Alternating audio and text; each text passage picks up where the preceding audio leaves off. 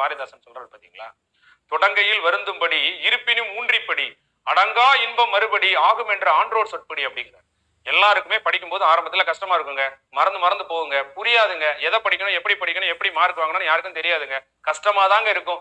ஆனாலும் முயற்சியை கைவிடாமல் தொடர்ந்து படியுங்கள். தொடங்கையில் வருந்தும்படி இருப்பினும் ஊன்றிப்படி அடங்கா இன்பம் மறுபடி. அதுக்கப்புறம் பாரு அந்த காரியத்தை ஜெயிச்சுட்டு வந்து ரொம்ப சந்தோஷமா இருப்பேன். எளிமையா இருந்தா எல்லாரும் பண்ணுவாங்கல்ல, கஷ்டமான விஷயத்தை நம்ம செஞ்சா மட்டும்தானே நாம மற்றவங்களோட வித்தியாசமா உயர்வான இடத்தை அடைய முடியும் இல்லையா? ஆகும் என்ற ஆன்றோர் சொற்படி.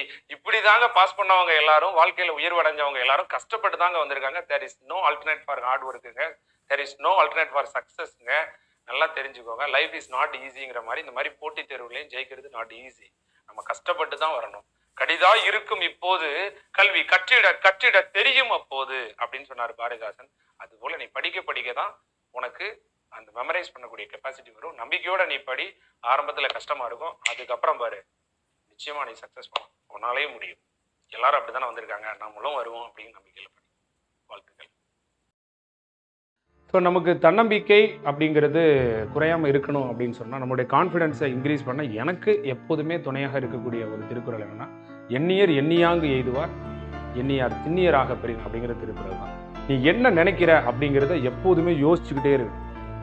வாழ்க்கையில் 2 விஷயம் ரொம்ப முக்கியமானதுங்க. ஒன்று வந்து எண்ணம். நம்முடைய எண்ணம் எதை பற்றி போகுது? அடுத்தவனை கெடுக்கணும்னு போதா? அடுத்தவன் வாழ்க்கையில் முன்னேறதை பார்த்து பொறாமப்படுதா? இல்லை தவறான செயல்களில் ஏதாவது போதா? இல்லையா? அது எதனால இருக்கலாம், அது மதுவோ இல்லை ஒரு கெட்ட பழக்கமோ எதுவோ இருக்கலாம். அதை நோக்கி போகுதா? அதை நம்ம வாட்ச் பண்ணிக்கிட்டே இருக்கணும். அப்படி நம்ம எண்ணம் மோசமாக போகுது அப்படின்னு சொன்னால் அதை நிப்பாட்டணும். எப்படி சார் நிப்பாட்டுறது? அதுக்காக ஒரு கோயில் போடுறதோ, ஒரு தன்னம்பிக்கை புக்கு வாங்கி படிக்கிறதோ, நல்ல நண்பர்கள் கூட சேர்க்கிறதோ, இல்லை ஒரு சொற்பொழிவு கேட்குறதோ, இப்படி நல்ல விஷயங்களை தான் தேடி போக விடணும். அந்த எண்ணத்தை அது இஷ்டத்துக்கு போட்டுறக்கூடாது. இதில் ரொம்ப கவனமாக இருங்க. வாழ்க்கையில் ரொம்ப முக்கியமானது அதுதான். சரியா? எண்ணத்தை, அந்த எண்ணம் என்ன சிந்திச்சுக்கிட்டு இருக்கு, எப்போதுமே நம்மளை உயர்வாக சிந்திக்குதா?